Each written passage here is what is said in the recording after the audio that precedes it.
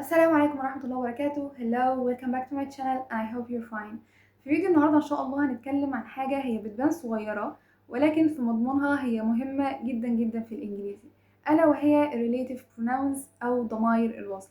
طب يعني إيه ضمائر الوصل أصلا؟ ببساطة دي عبارة عن كلمات صغيرة بتربط بين جملتين وبعض وبتديني معلومات إضافية أو تفاصيل أكتر عن اسم في الجملة.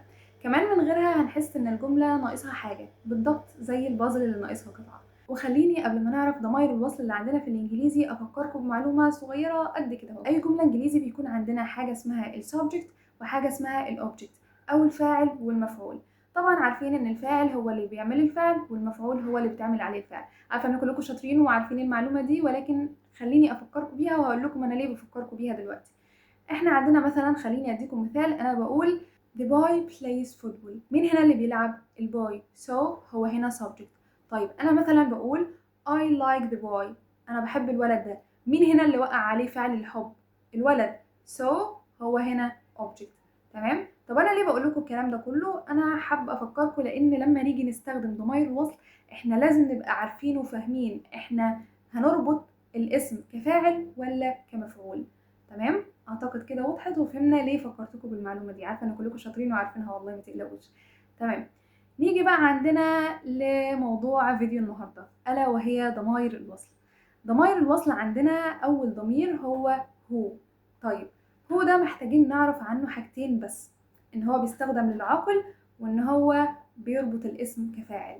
يعني ايه؟ تعالوا ناخد مثال علشان نعرف.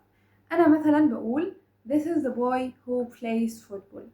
انا هنا عملت حاجتين، استخدمتها مع العاقل اللي هو البوي، كمان هو ربطت الاسم كفاعل. ازاي؟ لان الولد هو اللي بيلعب. The boy who plays football. الولد هو اللي بيلعب. شفتوا بسيطة ازاي؟ بس كده، هو ده كل اللي محتاجين نعرفه عن هو، ان هي بتستخدم للعاقل وان هي بتربط الاسم كفاعل. وزي ما قلنا في المثال اعتقد فهمتوها. تمام، نروح لتاني ضمير عندنا وهو home. وهوم بيربط الاسم كمفعول وبيجي برضو مع العاقل، بس في مشكلة صغيرة جدا، ان مفيش حد بيستخدمه وهو بيتكلم. هو بيستخدم اكتر في الكتابة، لكن في الكلام الناس بتفضل ان هي تستخدم هو عن هون. This is the boy who I like. شفتوا هنا استخدمناها مع كلمة بوي اللي هي عاقل، وكمان ربطت الاسم كمفعول اللي هو بوي. احنا قلنا who I like، هو اللي وقع عليه فعل الحب. فهمتوا ليه فكرتكم بالمعلومة؟ اعتقد كده فهمتوا اكتر، وما افتكرش ان في شرح ابسط من كده. كل اللي محتاجين نعرفه عن كل ضمير هو بيستخدم مع ايه وبيربط الاسم كايه. طيب يبقى احنا كده قلنا عندنا اول حاجة هو بتستخدم مع العاقل وهوم بتستخدم مع العاقل، بس هوم قليلة جدا في الكلام وبنستخدمها اكتر في الكتابة، وبنفضل في الكلام ان احنا نستخدم هو. طيب قلنا عندنا هو بتربط الاسم كفاعل وهوم بتربط الاسم كمفعول. نروح لتالت ضمير معانا وهو which، وده ما بيزعلش حد، ده بيجي يربط الاسم كفاعل عادي وبيجي يربطه كمفعول عادي، بس في اختلاف ان هو هنا بيستخدم مع غير العاقل، يعني الاشياء والحيوانات. ناخد مثال، انا بقول I read a book which was interesting. انا قرأت الكتاب اللي كان مثير للاهتمام. which was interesting. شفتوا احنا قلنا ايه؟ book، استخدمنا اسم غير عاقل. طيب في حاجة كمان، احنا قلنا عندنا book which was interesting اللي كان مهم. ايه اللي كان مهم؟ البوك. so هو هنا فاعل، يبقى which هنا جت ربطت الاسم كفاعل. تمام كده خلصنا which وهو وهوم، واعتقد واضحة جدا. نروح بقى لرابع حاجة معانا وهي that. وذات في الكلام العادي بيستخدموها بدل هو which. طيب ليه؟ لان هي سهلة، بتستخدم مع العاقل وغير العاقل وبتيجي تربط الاسم كمفعول. تمام، هما بقى بدل ما يقعدوا يفرقوا بين هو بتستخدم امتى وويتش بتستخدم امتى، فبيفضلوا ان هما يستخدموا ذات اسهل في الكلام. تمام، تعالوا بقى ناخد مثال عشان نفهم. احنا قلنا هي بتستخدم ايه؟ العاقل والغير العاقل عادي، ما بتزعلش حد برضو، وكمان بتيجي تربط الاسم كمفعول.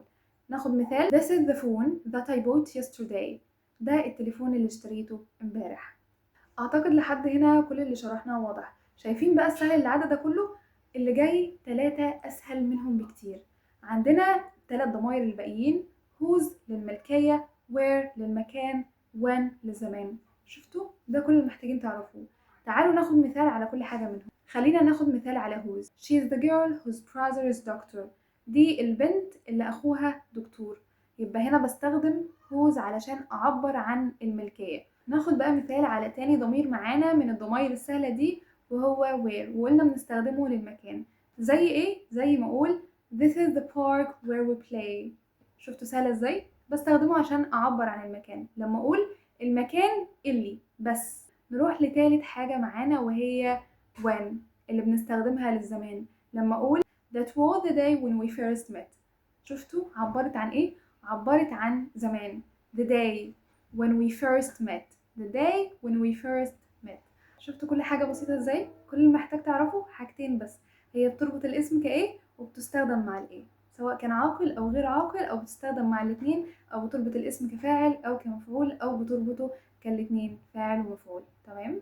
وكالعادة قبل ما ننهي اي فيديو ما ننساش اخواتنا في غزة في 3 حاجات: قاطع، انشر واتكلم عنهم، وادعي لهم ان ربنا ينصرهم ويعزهم هم وكل اخواتنا المستضعفين من المسلمين في كل مكان. ربنا ينصرهم ويعزهم عن قريب باذن الله.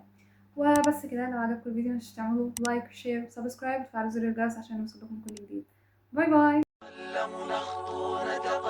نتعلم نخطو نتقدم وننير الدرب إذا أظلم. نتعلم والعلم سفير ما بين معلم ومعلم.